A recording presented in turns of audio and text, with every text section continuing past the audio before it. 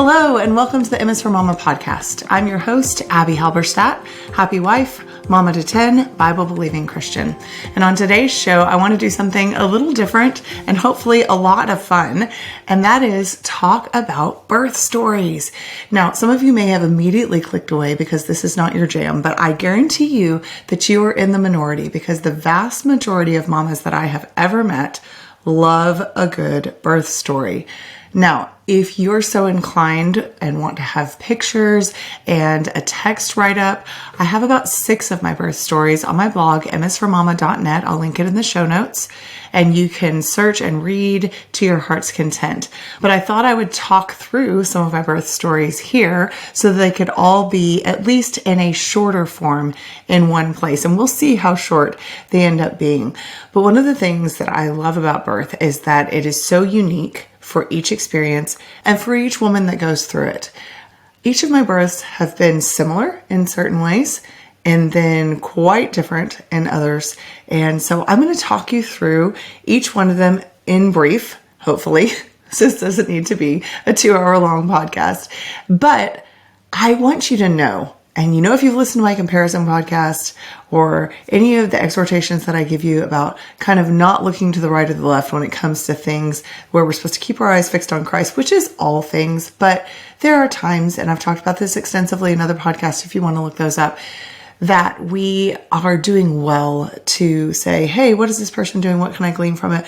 But if you hear anything in my birth stories that is so different than your own that you start to feel inadequate or superior, either end of the spectrum is not great, I encourage you to just keep your eyes fixed on Jesus and push those thoughts aside and just enjoy hearing the perspective of someone who's had a lot of births and then remembering what your own were like. No two experiences are going to be the same, and I think that's part of the beauty of it. So diving in, I've had 8 births. If you know that I have 10 children and you know that I have 2 sets of twins, then you'll see that that's how that math works out. And well, okay, so I should say probably that I've had 10 births because while 2 of them happened at one time, twice, I pushed 2 babies out of my body separately. They didn't come out at once. So I birthed 2 babies in one instance, 2 times, if that makes any sense at all. I think it does.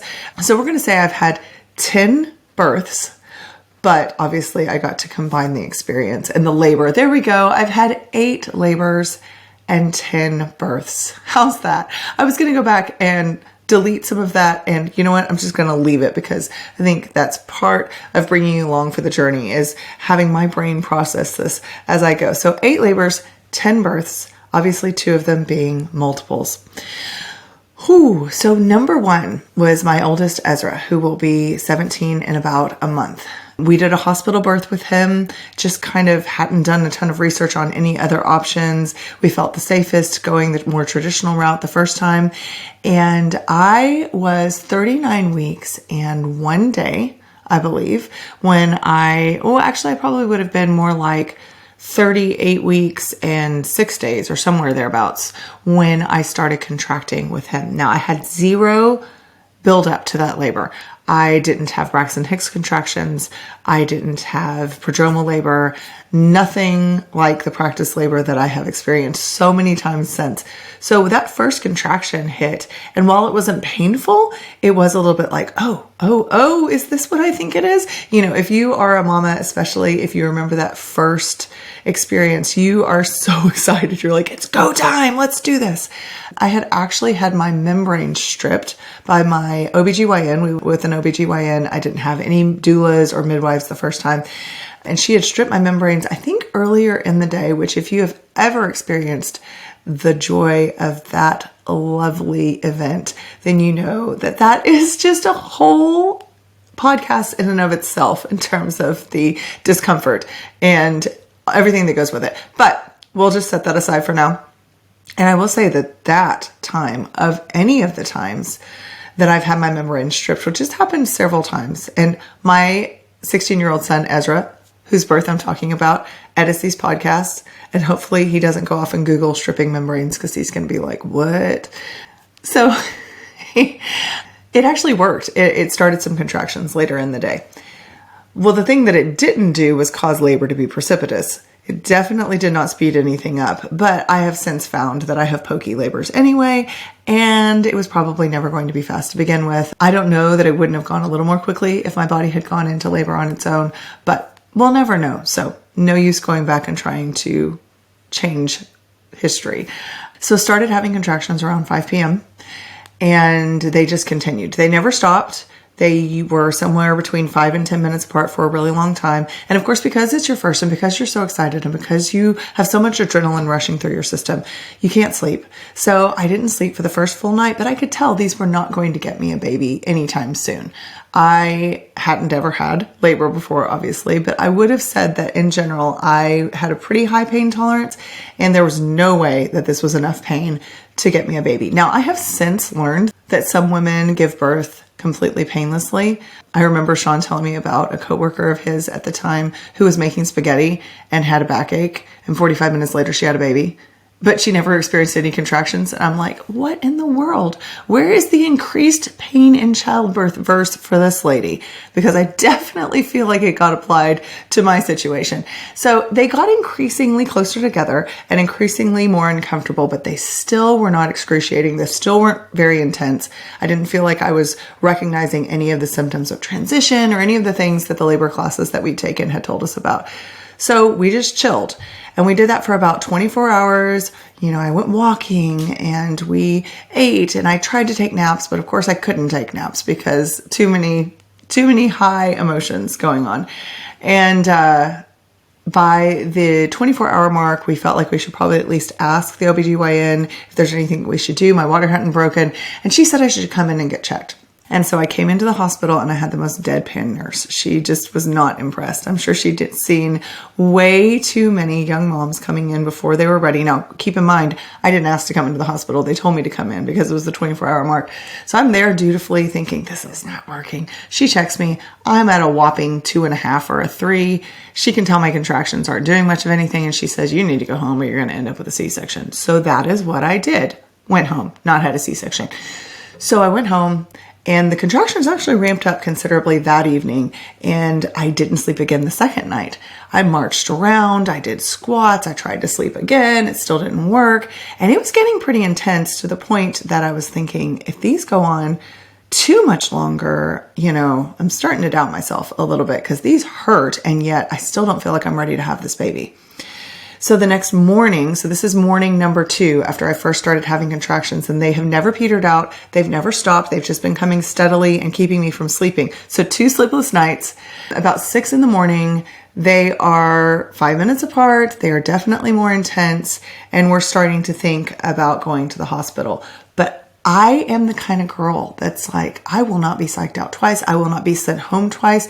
I will not cry wolf. This is going to be the real thing. So even though anybody watching me would have been able to tell that it was the real thing at this point, would have told me, go Abby, you got this. It's going to be okay. I was afraid of being psyched out twice. So we finally go in around 8 in the morning and we get ourselves checked in. I'm contracting painfully. The car ride there was awful. Every bump in the road felt like, you know, a knife, and you're doing all the twisting while keeping the seatbelt over the big bump. And we get there, and we have a private room and a private nurse. And I mean, I don't know that private is the right term, but we had our own room because there was nobody else there. And we had our own nurse because it wasn't busy. So not complaining about that one single bit. And she was with me the whole time. She talked me into, very nicely, very kindly, no pressure, just suggested that because I'd been on my feet for 2 whole days, hadn't slept for 2 whole nights, that I have a half dose of Stadol. And y'all, as someone that doesn't take medication hardly ever, that stuff knocked me out. I thought that my contractions had completely quit, but basically they were coming every 2 to 3 minutes, and I would just wake up totally disoriented in the middle of the contraction, trying to figure out what was going on. So the Stadol wore off because it was only a half dose while I was transitioning. So I did transition on my side in a bed. Think that position that they put all the women in and call the midwife, where they're like on their side with their knee pulled up to their chest. I did that while transitioning, and it was torture. I felt like my back was about to snap in half. I couldn't breathe. I couldn't control any of the things that I had planned on controlling and that I had practiced controlling. And the nurse was super sweet. She got down there and helped me breathe. Sean was putting counter pressure on my back. He was helping me breathe. And all I could think was, I may not make it through this because it is too much. I didn't even feel like I was being dramatic. It just felt like my body was bending and tightening in ways that it shouldn't bend or tighten. Well, that's because I was in a bed on my side without any ability to use all of the good tools for helping control the pain that I had learned because I didn't have any practice with it really in real time, in the actual kind of moment where you have to use them. So the doctor came in after however long that lasted. It felt like forever, probably about 30 minutes. Came in, checked me, said, "Ooh, you are just about a 10. Do you feel like you could push?" And my body said, yes, I definitely can. And basically started bearing down. And I remember thinking, this is the only labor that I have thought this so acutely. And that is, pushing is the best thing ever. Now, if you've ever been in a situation where you've pushed for 3 hours or you've experienced the ring of fire and all of that, you're probably like, Abby, pushing is not the best thing ever. But compared to feeling trapped and helpless on my side, kind of like a bug on its back, except for on its side in this case, pushing felt awesome. It felt very proactive. And he was out in 2 pushes and I had a baby in my arms. And then came the part where you lie on that concrete hospital bed, which every time I say that, people are like, oh, my hospital bed was super comfortable. Mine was not. It felt like it was ruining my back and my tailbone. So I was there for 24, 25 hours and I could not wait to get home with my baby and be with my husband. Now that's another thing is I hear a lot of mamas, especially mamas that have multiple babies. They're like, the hospital stay is like a vacation. It's like going to a hotel. People bring you food and they bring you drinks and they come and take your baby and give you breaks and you can sleep and you can just chill. And for whatever reason, that is not my jam. I don't want to be in the hospital. And so I was counting down the minutes till I could leave and stop being woken up and poked and offered Tylenol that I wasn't even taking because I really felt great. I mean, I was 23 years old and had just basically had a natural delivery other than that half dose of Stadol.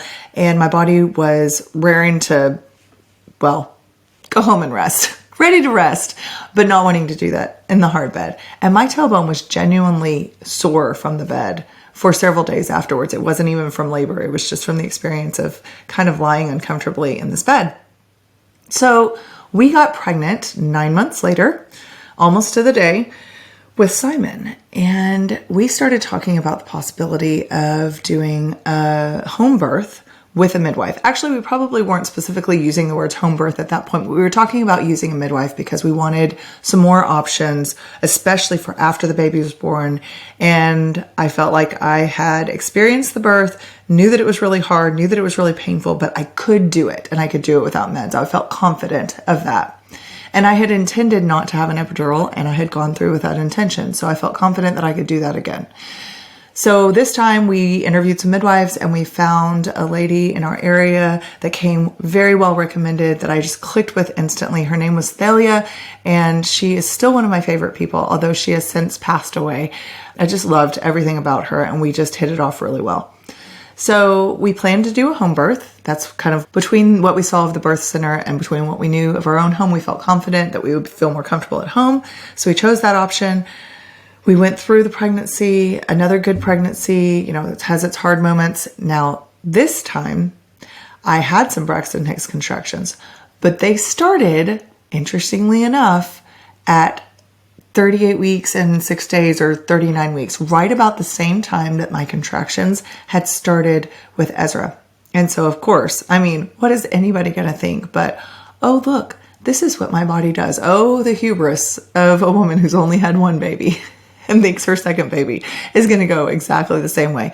So I think here I am starting labor at exactly the same time. Apparently my body knows the drill. Of course, I hoped that I would not labor for 2 full days and 2 full nights. Now, I know there are a lot of people that would say, hey, how much of that time did you actually labor? And I completely agree. Most of that was not active labor, but it was constant contracting and I could not sleep through it, or at least I couldn't in my excited state. I'm sure I could now. Those contractions would not keep me up at this point, knowing what I know now, but they did then. So I was hoping that it would go a little more quickly. So we go through the pregnancy. I start having contractions right around the 39-week mark. And then I proceeded to have those fake, awful, mean, just downright sinister contractions for 3 straight weeks. And I had my first 2 weeks past quote unquote due date delivery with my second born, who is Simon. And I hated, honestly, most moments of those 3 weeks leading up to his birth because I was so determined to get him out, so determined for this contraction to be real, for this to be the real thing, for it to be go time again, that I couldn't enjoy my life in those last 3 weeks. Again, things that you have to learn from, perspective that you have to gain. So I labored with Simon for about 28 hours. Started out with contractions that I didn't believe because I'd had so many prodromal labor contractions, Braxton Hicks, just random tightening, some that were painful, some that it felt like it was going to develop a pattern and then they would stop, which I have since learned is kind of what my body does. And so once the labor really got going, I still was very like, this is not going to stick. This isn't real, and very much so in denial. And so we actually didn't call my midwife until I had labored for about 26 hours. And when I say labored, that whole labor, while it got gradually more and more intense, even the beginning contractions stung. Like they didn't feel good.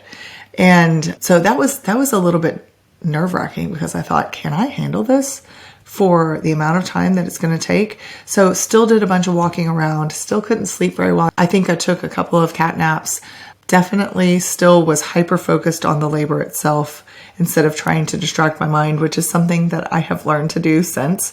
Kind of learned to push it out and be like, you know what? I'm going to pay attention to this when it hurts so badly that I can't ignore it, right?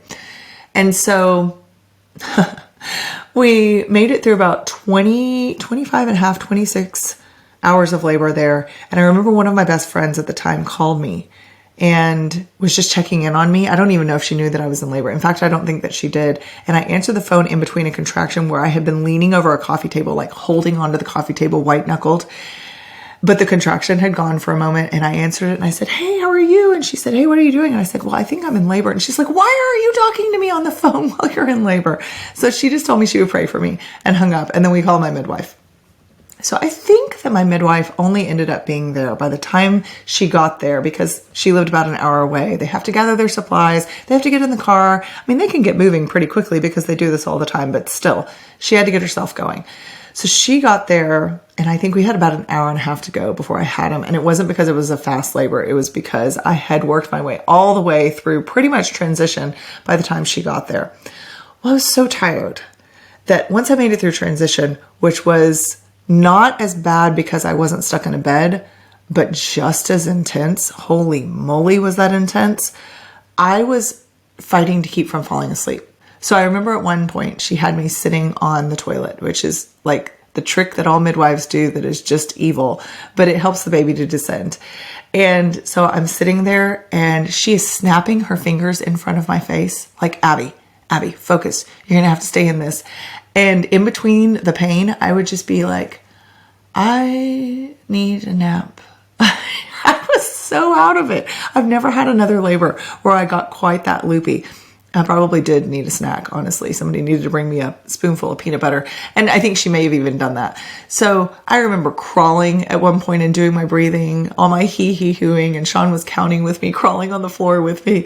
That is probably the haziest labor at the very end. In my mind, I have snapshots in my brain, but it was just kind of this blur of pain, honestly, of just making it to the end.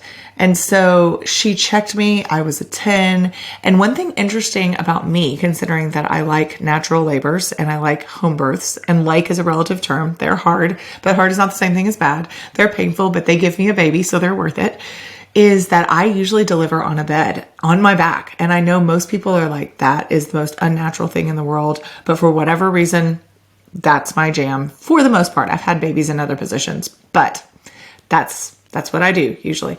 So she is checking me and she's like, okay, you can start pushing at any point. My body's pushing, but I am not ready, y'all. I'm so tired.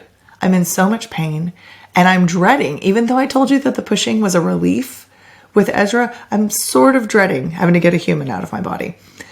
And so I start pushing and I experience the ring of fire like no other ring of fire. I haven't had that with any other labor that strongly.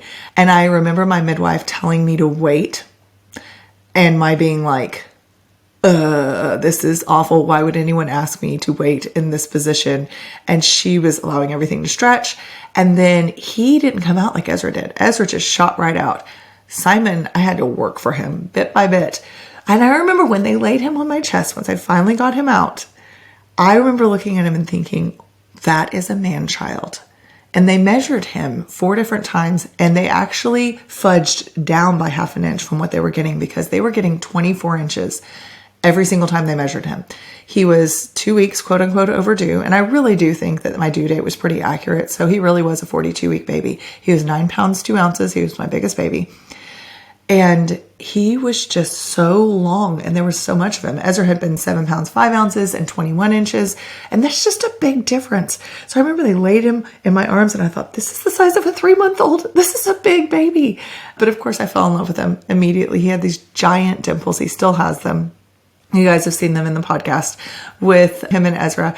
Giant dimples. In fact, we called him Major Dimples. That was his nickname when he was born. That took up his whole face, but he looked like a grown man baby. It was so cute and also disconcerting at the same time.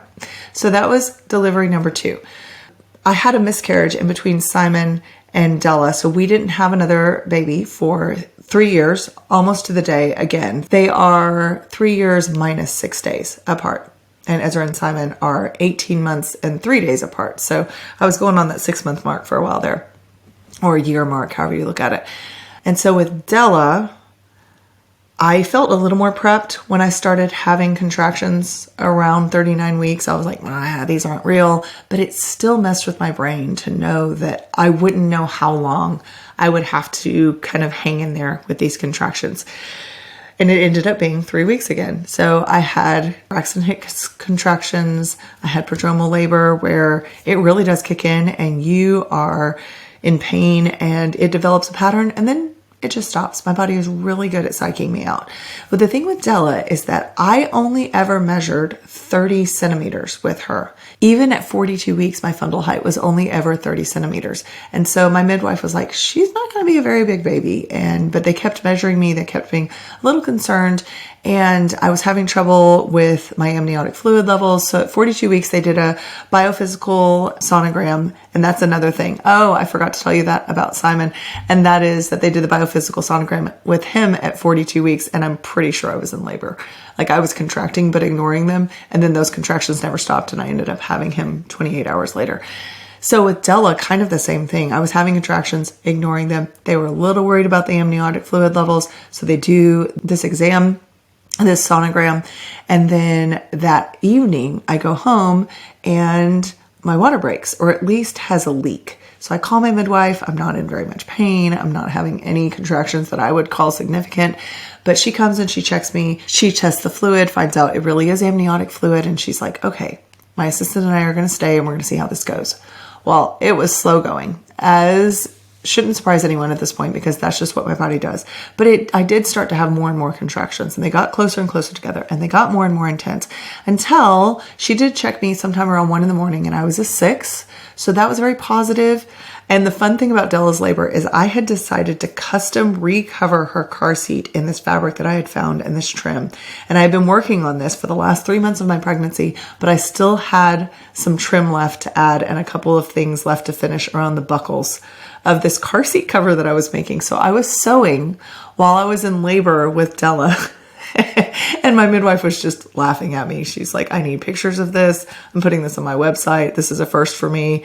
Although I think that, it's not an uncommon thing for women to want things to distract their minds or to have things they need to finish. My dear friend Jennifer was actually sewing the beads on her handmade wedding dress that she made for herself on her wedding day. She was finishing up the last couple of beads. So you know what? Sometimes stuff just takes longer than we think it's going to. And I could probably just needlepoint that on a pillow and put it next to all of my birth announcements. And that would be a pretty good sum up of my birthing style. So I'm working on this car seat cover. Everything's going well. I stop, I work through the contractions, and then I go right back to what I'm doing. Obviously, I'm not going to have a baby just right that second. And then at 1 a.m, my contractions just stop. And of course, I'm so disappointed.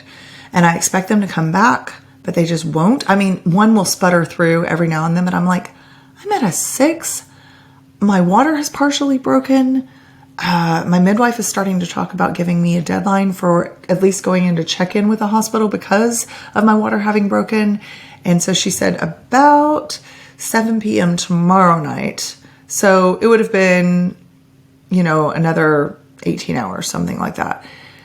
And I'm thinking, no, we're not doing this. I'm not going and doing a hospital birth after I've done all of this laboring at home, and it starts to stress me out and panic me. And of course, the more stressed and panicked you are, the more your body seizes up and doesn't want to work. So I do get a little bit of sleep somewhere in there. And then during the day, Sean and I are going on walks.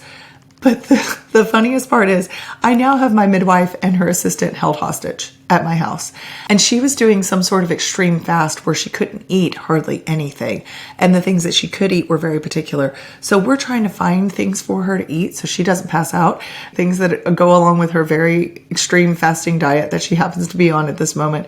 And the assistant is making jokes and trying to set us at ease. They're trying to find laundry to fold. Like, what do you do when you're stuck at somebody's house for days? I mean, anything to keep yourself occupied while the person that you're supposed to be helping to have a baby isn't having a baby.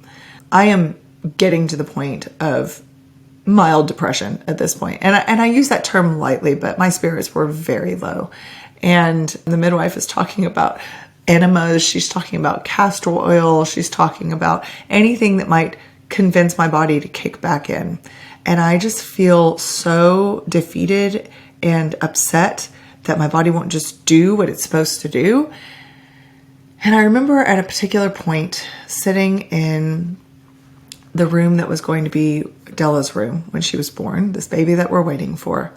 And my midwife just calming me down and talking me through my worries. She said, "What are you the most worried about?" I said that I'll have to go to the hospital. I don't know why, but that just, even though I've had a hospital birth, that just feels like failure to me right now. And hear me when I tell you, I don't mean that a hospital birth is failure, obviously, but for me in that moment, not wanting to do it, it felt like my body was failing me. And there were these ladybugs that were crawling on the windowsill. And I remember looking at them and having this moment of recognizing God's love for me in the details, because Della's full name is Adelaide. And we have often called her Ladybug as a nickname, and Sean especially had wanted to use that as her nickname. So my eye is off the prize. I am totally distracted by my body not doing what it's quote unquote supposed to do. I'm totally distracted by the prospect of going to the hospital. I'm getting very worked up over all of this. And the Lord has these little cute spotted bugs crawl on my windowsill. And as I'm talking to my midwife and expressing my fears and my disappointments, I look over and I see these ladybugs crawling. And it was just such a moment of the Lord saying, "You're gonna get her. She's gonna get here." And I am not usually the type of person that finds signs and wonders in mundane little things like that. But I just know that the Lord was kind to bring those ladybugs along.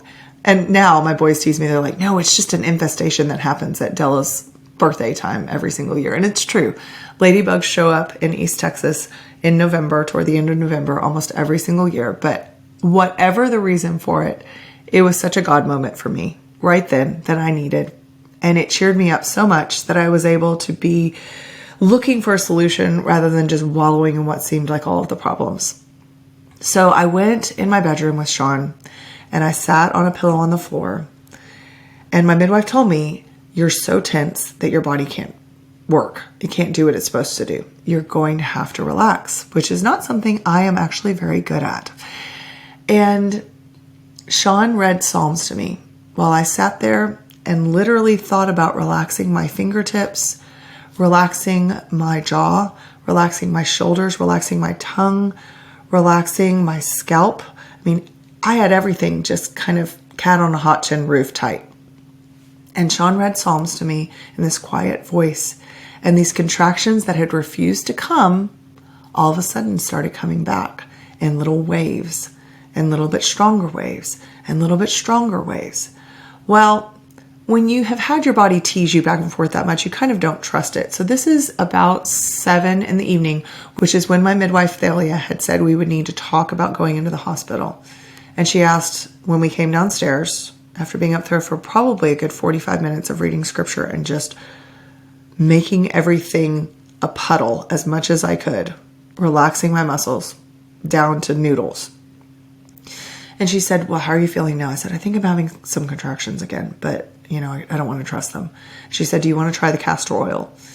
And I said, sure, I'll try anything at this point. So I take castor oil, but I was already having contractions, and I don't think I would have taken the castor oil had I known I was already having contractions. And they proceed to get more and more intense and closer together and develop a pattern. And it's starting to look like I might actually get a baby girl out of this situation. And so that continues for several hours. And she made me do the toilet sit again, which again is one of my least favorite things, but it works. And so I'm straddling this toilet backwards because that is the position that really helps the baby descend, where you really can't fight it as much as you want to. And Sean is putting pressure on my back and he's helping me breathe. And I'm starting to get to that loopy stage again, aka transition. It's getting so intense. And I remember kind of stumbling back and standing there swaying in front of, because I still haven't had a lot of sleep. I just, labors are not for sleeping, right? And talking to Thalia and saying, I don't know if I can do too many more of these. And she said, Abby, you're going to have a baby soon. I think you're going to have a baby this morning. And it was right around midnight. And I was thinking, well, does this count as this morning? Is this close enough? But if we're talking about 8 a.m., that's too far away. And I have come to see, of course, looking back, that wonderful perspective thing again, that point where I think I cannot do this anymore is the point where I'm about to have a baby in my arms, right? So about an hour and 10 minutes later, she was born again on the bed, on my back. She came out in a couple of pushes. She was indeed quite small, but she was perfect. 6 pounds, 5 ounces, 19 inches, just this perfect little tiny feminine bundle with a head full of dark hair and a perfect little nose and rosebud lips. And it was just, of course, all worth it. Perfectly, exactly how God had planned for it to be. And so much of that we doubt while we're in the midst of it. And so much of that we wonder, why does it have to go this way? I have had so many moments of extreme frustration. And we wonder, why did God choose to do it this way? And it's funny to me because once you have the baby, you're like, okay, that was a great way to do this. Maybe I wouldn't have chosen it that way, but it got me this amazing human being. So it was all worth it. But in the midst of it, I just really think there's some life lessons for labors and births, because there's so much we doubt about God's methods. There's so much we doubt about his timing.